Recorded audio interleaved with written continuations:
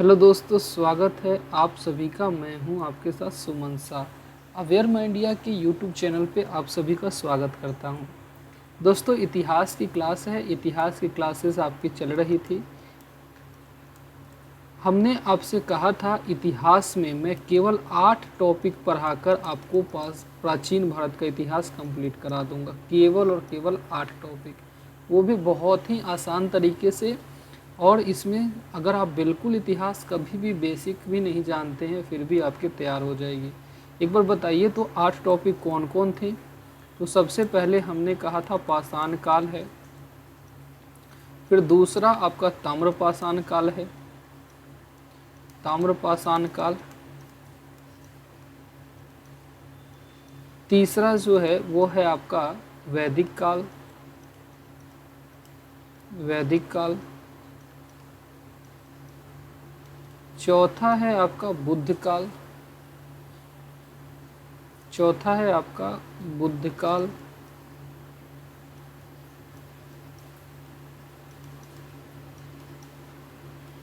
पांचवा टॉपिक है मौर्य काल।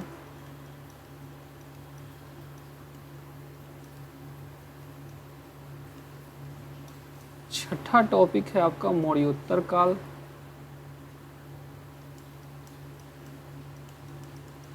मौर्योत्तर काल यानी मौर्यों के बाद का काल, जिसे लेटर मौर्य काल भी कहते हैं। सातवां आपका था गुप्ता काल। और आठवां आपका जो था वो था गुप्तों के बाद का काल यानी गुप्तोत्तर काल। ये आपके 8 टॉपिक हमने कहा था केवल और केवल अगर आप कर लेते हैं तो आपका प्राचीन भारत का इतिहास कंप्लीट हो जाएगा। इसमें हम लोग पाषाण काल के बारे में बात कर रहे थे।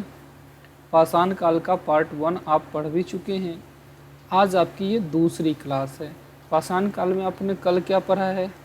तो हमने कहा था पाषाण काल 5 लाख BC से लेकर 5 लाख BC से 3000 BC तक का कालखंड होता है। 3000 BC तक का कालखंड होता है। अब ये एक लंबी अवधि है, इसीलिए पाषाण काल को भी 3 भागों में बांटकर पढ़ा जाता है। पाषाण काल को कितने भागों में बांटकर पढ़ा जाता है? 3 भागों में। एक को कहते हैं पूरा पाषाण यानी पैलियोलिथिक। जो दूसरा होता है उसे कहा जाता है मध्य पाषाण यानी मेजोलिथिक। और जो तीसरा होता है वो होता है नव पाषाण यानी, ये दिख रहा है नव पाषाण जी, तो ये नव पाषाण यानी आपका नियोलिथिक। पूरा पाषाण काल का समय काल भी मैंने बताया था। देखिए, पूरा पाषाण काल है 5 लाख BC से 3000 BC तक का, लेकिन इसमें इन तीनों का समय काल भी बात करी जाए तो पूरा पाषाण काल होता है आपका 5 लाख BC से लेकर 50,000 BC तक का।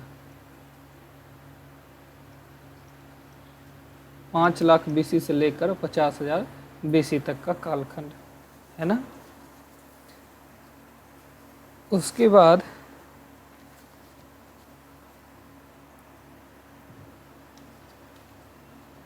एक सेकेंड, थोड़ा सा यहाँ पे 5 लाख BC से ये जो है आपका हो जाएगा, थोड़ा सा इसमें मुझे समय दीजिएगा।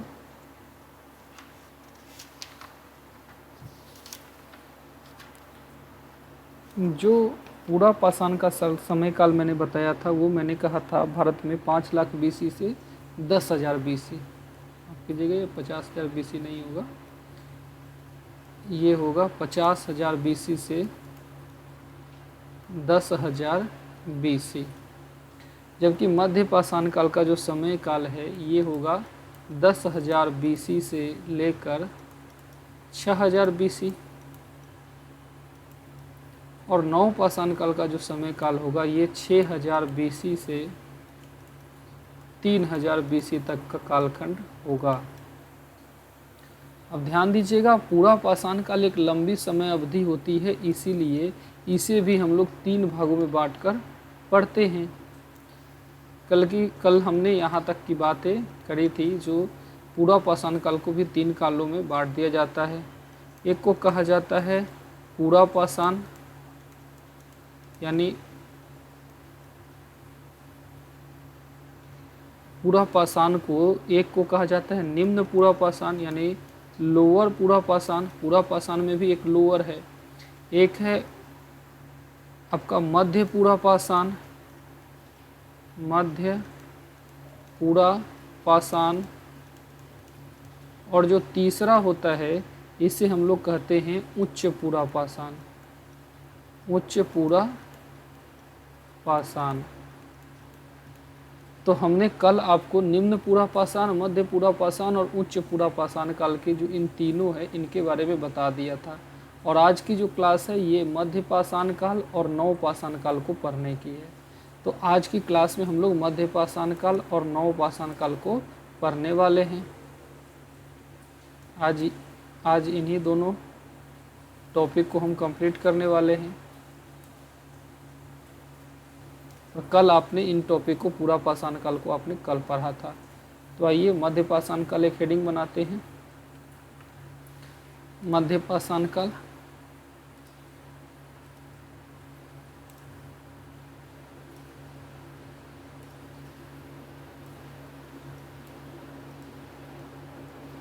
मध्य पाषाण काल, ठीक है, मध्य पाषाण काल। देखिए, जैसे पूरा पाषाण में आपने कुछ महत्वपूर्ण विशेषताओं को देखा था, ठीक इसी प्रकार से मध्य पाषाण काल के भी आपको कुछ महत्वपूर्ण विशेषताओं को देखना है। सबसे पहली बात तो आप ये जानिएगा, इस काल को मेजोलिथिक काल कहा जाता है। क्या कहा जाता है? मेजोलिथिक। तो आपसे सिंपल पूछा जा सकता है जो किस काल को मेजोलिथिक कहा जाता है, तो आप कहेंगे मध्य पूरा पाषाण काल का। इसका एक और अन्य नाम भी है जिसे हम लोग कहते हैं माइक्रोलिथिक एज या माइक्रोलिथिक काल। मैं इसको हिंदी में भी ऐसे लिख देता हूँ। आप चाहें तो, अगर आपको परहेज़ है थोड़ी सी अंग्रेजी से, तो आप ऐसे इसको लिख सकते हैं माइक्रोलिथिक, और इसे लिख सकते हैं मेजोलिथिक। Mesolithic, Mesolithic. तो इस काल को मेजोलिथिक या माइक्रोलिथिक के नाम से जाना जाता है। अब माइक्रोलिथिक क्यों कहा जाता है? तो क्योंकि इसमें बहुत छोटे छोटे उपकरण, जिन्हें कहा जाता है लघु पाषाण उपकरण, यानी पत्थर के छोटे उपकरण हैं। तो लघु पाषाण उपकरण यहाँ मिलते हैं। इस काल में बहुत छोटे छोटे पत्थर बनाए गए थे, इसीलिए इसे माइक्रोलिथिक काल कहा जाता है। आपसे फिर पूछा जा सकता है, आखिर ये लघु पाषाण उपकरण किसने खोजे थे? तो यही आपके मध्य पाषाण काल का नेक्स्ट पॉइंट है। दरअसल CL कार्लाइल, इसमें एक नाम आपको याद रखना है, CL कार्लाइल महोदय का। तो आप यहाँ कहेंगे CL कार्लाइल ने 1867 में, 1867 में विंध्यन पर्वत क्षेत्र में, विंध्यन पर्वत क्षेत्र में लघु पाषाण उपकरण खोजे। तो आप कह सकते हैं CL कार्लाइल महोदय ने 1867 में या 67 में, यहाँ देखिए 1867 में विंध्यन पर्वत क्षेत्र में लघु पाषाण उपकरण को खोजे थे। यानी यहाँ छोटे छोटे लघु पाषाण उपकरण है जो किसके द्वारा खोजा गया? तो CL कार्लाइल महोदय द्वारा खोजा गया था। ये भी बात हो गई। फिर आगे अगर बात करें तो मध्य पाषाण काल को एक संक्रमण काल के रूप में जाना जाता है। इसे एक इन्फेक्टिव पीरियड के रूप में जाना जाता है, एक संक्रमण काल के रूप में जाना जाता है। क्यों ऐसा कहा जाता है? तो इस काल में पूरा पाषाण काल की विशेषताएं भी थी। संक्रमण काल की बात करते हैं तो इस काल में एक पूरा पाषाण काल की विशेषताएं भी विद्यमान हैं। साथ ही साथ इसमें नव पाषाण काल की भी विशेषताएं विद्यमान हैं। तो ध्यान रखेंगे ये एक ऐसा कालखंड है जिसमें थोड़ा पूरा पाषाण की विशेषताएं हैं और थोड़ी सी नव पाषाण काल की विशेषताएं हैं, इसीलिए हम इसे एक संक्रमण काल के रूप में जानते हैं। ठीक है। इसके बाद अगर देखेंगे तो यह एक जलवायु परिवर्तन का काल था। पूरा पाषाण काल जो है यह एक जलवायु परिवर्तन का काल था। जलवायु परिवर्तन का काल, इसका क्या अर्थ है? तो इस युग में हिम युग आपकी समाप्त हो चुकी थी, यानी हिम युग की यहाँ पे समाप्ति हो गई थी। हिम युग की समाप्ति, और हिम युग की समाप्ति के बाद क्या हुआ था? तो फिर अंतर हिम युग की आगमन हो गया था। तो हिम युग की समाप्ति हो गई थी और अंतर हिम युग का आगमन हो गया था। हिम युग की समाप्ति और अंतर हिम युग का आगमन हो गया था। क्या मतलब हुआ इसका? तो इस पृथ्वी पर एक ऐसा समय आता है, बार बार ये चीज़ें आती है, जब पूरी पृथ्वी बर्फ से ढक जाती है, उसे हिमयुग कहा जाता है। तो ऐसा ही एक हिमयुग मध्य पाषाण काल से पहले था और फिर पूरी पृथ्वी पर बर्फ ढका हुआ था। तो जैसे पृथ्वी पर एक बर्फ का युग आता है, उसी तरीके से एक अंतर हिमयुग भी आता है। अंतर हिमयुग भी आता है जब पूरी पृथ्वी के बर्फ पिघलकर पानी बन जाते हैं। तो एक बार पूरी पृथ्वी बर्फ से ढक जाएगी, एक बार पुनः पानी से ढक जाएगी। तो इस काल में यानी मध्य पाषाण काल में जलवायु परिवर्तन का काल था। हिमयुग आपका समाप्त हो चुका था और अंतर हिमयुग का आगमन हो गया था, जो वर्तमान में भी चल रहा है। अभी भी पृथ्वी के सारे बर्फ पिघल जाएंगे और वापस से पूरा पानी आपका भर जाएगा। तो ये चीज़ ध्यान रखेंगे, मध्य पाषाण काल में जलवायु परिवर्तन का काल था। अगर औजारों की बात किया जाए, यानी इस काल में औजार कैसे मिलते हैं, क्या आप पिछली वीडियो में जो पिछली क्लास में जो आपने देखा है उसमें आप औजारों को बता सकते हैं? पूरा पाषाण काल में कैसा औजार था? देखिए पहले यहाँ के औजार बताएं, इससे पहले आपको पुराने क्लास का औजार पूछा जा रहा है, थोड़ा सा बताइए। पूरा पाषाण काल में हमने कहा था तीन युग आते हैं या 3 भागों में बांटा जाता है। एक हमने कहा था आपसे निम्न पूरा पाषाण था, एक था आपका मध्य पूरा पाषाण काल था, और एक आपका उच्च पूरा पाषाण हम कहते हैं। एक आपका था उच्च पूरा पाषाण काल। तो बताइए, तो निम्न वाले में कैसे औजार मिलते थे? इसमें कोर वाले उपकरण वाले औजार मिलते थे। मध्य में कैसे मिलते थे? तो फलक वाले यानी ब्लेड वाले औजार मिलते थे। और उच्च पूरा पाषाण में कैसे औजार मिले? तो कोर फलक के साथ साथ अब हड्डी के औजार मिलने लगे थे। तो ये आपने पिछली क्लास को अगर ध्यान से देखा होगा तो ये चीज़ें आपको याद होगी। अब इसमें कैसे औजार मिल रहे हैं? तो इसमें औजार जो मिल रहे हैं, आइए इसे अब हम लोग जानते हैं, जो आखिर मध्य पाषाण काल में किस तरीके से औजार मिल रहे हैं। अब इसका उत्तर तो आप पहले ही पा चुके हैं, कैसे? तो इसमें छोटे उपकरण बनाए गए, यानी मध्य पाषाण काल में पत्थर के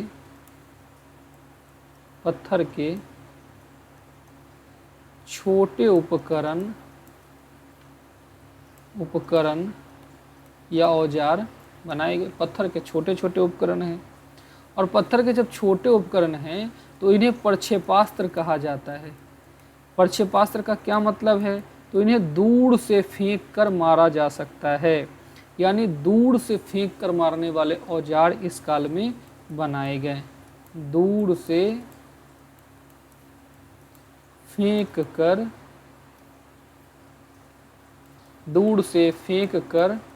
मारने वाले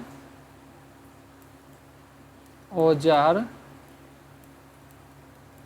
इस काल में मिलते हैं।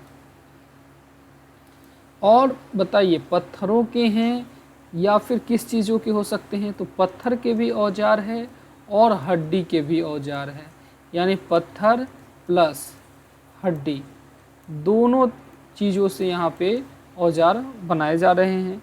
और साथ ही साथ यहाँ पर हॉर्न के औजार मिलते हैं, यानी सींगों के भी औजार बनाए जा रहे हैं। तो ध्यान रखेंगे, ये चीज़ें काफ़ी महत्वपूर्ण हैं। अब मध्य पाषाण काल को की अगर सबसे महत्वपूर्ण विशेषताओं की बात करें, जिसे निश्चित ही डबल स्टार के साथ कहा जा सकता है, ये है इस काल में पशुपालन का प्रारंभ होना। पशुपालन का प्रारंभ। तो मध्य पाषाण काल में पशुपालन का प्रारंभ हुआ। सर्वप्रथम जो पालतू बनाया गया वह था कुत्ता। इसे विशेष रूप से ध्यान देंगे, जो सबसे पहले पालतू जिसे बनाया गया वह था कुत्ता। और इसे किस तरीके से प्रयोग किया जाता था, तो इसे स्लेज गाड़ियों में प्रयोग किया जाता था। स्लेज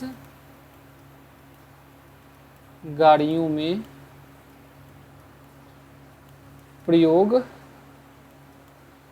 किया जाता था। स्लेज गाड़ियों यानी जो खींचने वाली गाड़ी थी, इसमें आपके इसके प्रयोग किए जाते थे कुत्ते का इंजन के रूप में, यानी वो खींचेगा। जैसे बैल कैसे जो खेत जोतने के काम में आता था, हल खींचने के काम में आता था, इसी तरीके से कुत्ता जो है यह स्लेज गाड़ियों में प्रयोग किया जाता था। ठीक है। अब पशुपालन के साक्ष्य कहाँ से मिले हैं, तो ध्यान रखेंगे, पशुपालन के जो साक्ष्य हैं, पशुपालन के साक्ष्य हैं, यह इसके लिए दो जगह आप इस्तेमाल कर सकते हैं। दोनों प्रश्न के लिहाज से काफ़ी महत्वपूर्ण है। एक तो है बागोर, और बागोर राजस्थान के भीलवाड़ा जगह में है। भीलवाड़ा, भीलवाड़ा। तो राजस्थान के बागोर में, भीलवाड़ा में, भीलवाड़ा जिले में आपका बागोर है। और दूसरा है आदमगढ़। आदमगढ़ यह मध्य प्रदेश के होशंगाबाद में है। ध्यान रखेंगे, मध्य प्रदेश के होशंगाबाद नामक स्थल पर ये आदमगढ़ है, जहाँ से आपके पशुपालन के साक्ष्य मिले हैं। अब अगर कुछ और स्थलों की बात किया जाए, यानी कुछ और स्थलों की बात किया जाए, यानी मध्य पाषाण काल के प्रमुख गांवों की बात किया जाए या प्रमुख स्थलों की बात किया जाए, उसमें कुछ ऐसे स्थल हैं जिनकी कुछ महत्वपूर्ण विशेषताएं देखी जा सकती है। जैसे एक स्थल की बात करें महदहा की। अब महदहा से क्या प्रश्न पूछे जा सकते हैं? सबसे पहले आपसे पूछा जा सकता है ये महदहा कहाँ है, तो ये महदहा है प्रतापगढ़ में। प्रतापगढ़ यूपी में। तो महदहा प्रतापगढ़ यूपी में है। तो ये महदहा क्यों प्रसिद्ध है, तो ये दूसरा सबसे पुराना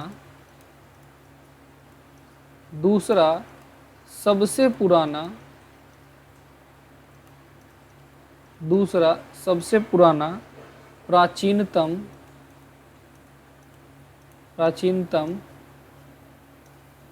मध्य पाषाणकालीन या मध्य पाषाण काल का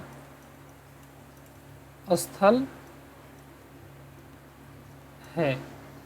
ध्यान रखेंगे, महदहा पूरे मध्य पाषाण काल का दूसरा सबसे पुराना प्राचीनतम स्थल है।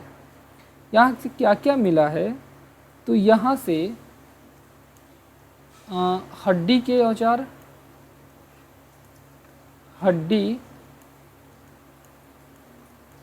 एवं सिंग निर्मित, हड्डी एवं सिंग निर्मित उपकरण मिले हैं। साथ ही साथ आवासों के साथ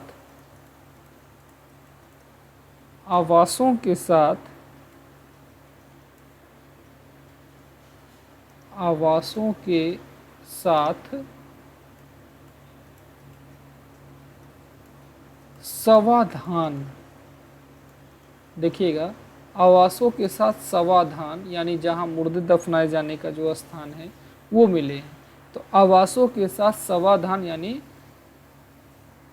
जो जहाँ मुर्दे गाड़े हैं वो सवाधान मिले हैं, यानी मुर्दे को आवासों के साथ ही घर में जो है गाड़ दिया गया है। साथ ही साथ यहाँ से गोबर रखने का साक्ष्य मिला है, यानी बूचर खाना मिला है। तो गोबर रखने का साक्ष्य मिला है। तो ये ध्यान रखिएगा, ये सब कहाँ से मिला है, तो ये केवल महदहा से मिला है, जिससे आपके प्रश्न बन सकते हैं। ये प्रतापगढ़ उत्तर प्रदेश में है। ये दूसरा सबसे पुराना प्राचीनतम मध्य पाषाणकालीन स्थल है। साथ ही यहाँ हड्डी एवं सिंग के निर्मित उपकरण है और आवासों के साथ सवाधान मिला है। साथ ही यहाँ गोबर रखने के भी साक्ष्य मिले हैं। तो ये आपके महदहा के प्रमुख है। इसी तरीके से एक अन्य स्थल है सराय नाहर राय, उसके भी कुछ महत्वपूर्ण विशेषताएं हैं। तो दूसरा प्रमुख शहर का नाम है सराय नाहर राय। सराय नाहर राय ये दूसरा प्रमुख स्थल है मध्य पाषाण काल का। देखिए आपने ऊपर अभी क्या देखा था, जो दूसरा सबसे पुराना था महदहा। तो यहाँ सराय नाहर जो है यह प्राचीनतम, सबसे प्राचीनतम है। तो हम कहेंगे यह सबसे प्राचीनतम यानी सबसे पुराना मध्य पाषाणकालीन स्थल है। सबसे प्राचीनतम मध्य पाषाणकालीन स्थल है। यहाँ से खंभे गाड़ने के निशान मिले हैं, जिसे हम लोग कहते हैं स्तंभ गर्त। तो यहाँ से क्या मिले हैं, खंभे गाड़ने के निशान मिले हैं, जिसे कहा जाता है स्तंभ गर्त। साथ ही यहाँ पर एक पंक्ति में 4 सवाधान मिले हैं। तो हम कहते हैं 4 सवाधान एक पंक्ति में मिले हैं सराय नाहर राय से। तो एक पंक्ति में 4 सवादार यानी एक कतार में पूरी की पूरी 4 मुर्दे दफनाए गए हैं। साथ ही साथ ध्यान देंगे यहाँ 37 कंकाल छत बिछत अवस्था में मिले हैं।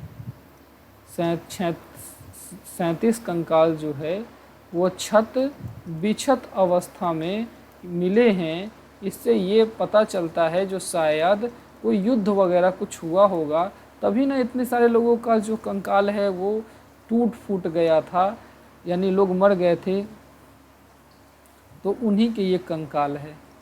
साथ ही साथ देखेंगे यहाँ की भी जो कब्रें हैं, जो कब्र है, यहाँ की भी जो कब्र है वो आवास के अंदर है, यानी घर में ही कब्र बनाई गई है। ये भी बात इसमें भी मिलती है। अभी ऊपर वाले में भी मिला था महदहा में, और यहाँ भी ये मिलते हैं। कब्रें जो हैं वो छिछली हैं और अंडाकार हैं। ये आपसे पूछा जा सकता है जो सराय नाहर राय में कैसी कब्रें हैं, तो ये कब्रें छिछली हैं यानी बहुत सैलो हैं। ध्यान देंगे सैलो हैं, बहुत गहरी नहीं है, एवं एक अंडाकार शेप में है। ठीक है, तो ये चीज़ें जो हैं आपके महदहा और सराय नाहर राय से देखने को मिलती है। एक इसी तरीके से चुपानी मांडो भी है, ये भी काफ़ी प्रमुख है। चुपानी मांडो,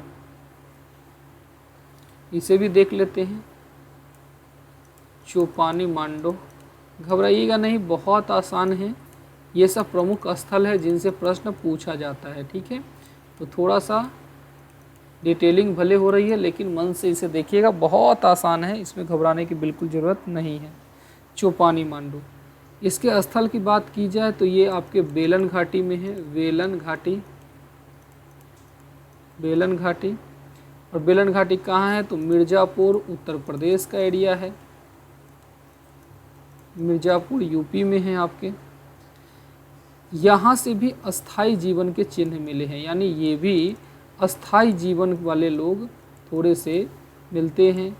अब अस्थाई जीवन के चिन्ह में क्या मिल सकते हैं?